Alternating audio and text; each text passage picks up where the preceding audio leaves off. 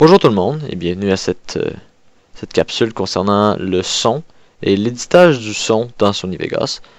Aujourd'hui on va voir comment jouer sur le son, sur le niveau du son ainsi que les mixer entre eux. Donc premièrement je vais utiliser la piste ici et je vais seulement prendre un bout de la piste, je vais pas prendre au complet. Je vais couper ici à l'aide du shortcut S pour couper la piste. Et je vais en prendre un autre bout, celui-là. J'ai décidé ça comme ça, c'est pas très grave. On va supprimer le reste. Ce qui nous intéresse ici, c'est ici.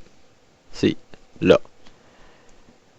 On veut créer un fondu entre les deux pistes pour pas que ce soit rude et pas agréable à l'oreille, parce que tout ce qu'on va entendre, on va entendre le coupage ici, et ça va paraître qu'on a coupé les prises. Donc tout ce qu'on a à faire, c'est prendre la piste et la déplacer pour la mettre par-dessus l'autre piste, et ça va créer un fondu automatiquement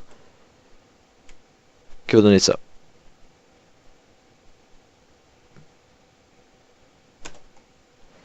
Donc ça fait un fondu automatique qui est relativement bien fait puisque Sony Vegas est un logiciel professionnel. C'est excessivement utile pour passer de deux scènes dans un film.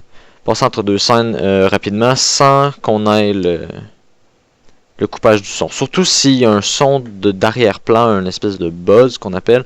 Un buzz d'arrière-plan, exemple les lumières qui font un petit bruit d'arrière-plan qui peut être excessivement énervant et qui peut paraître quand on coupe les scènes sans faire le fondu. Ensuite, on va jouer sur la force du son. Exemple qu'on trouve que cette scène-là est trop forte. On va pouvoir appuyer sur V pour faire apparaître une barre mauve qui s'appelle volume. Hein? Ça comme ça. Et on va pouvoir descendre ou monter le volume. Comme là actuellement, elle est excessivement forte. Ici, elle est tout petite. Ben, pas forte du tout. Ce qui est excessivement utile avec cet outil-là, c'est qu'on peut double-cliquer sur la barre pour créer un point et la descendre.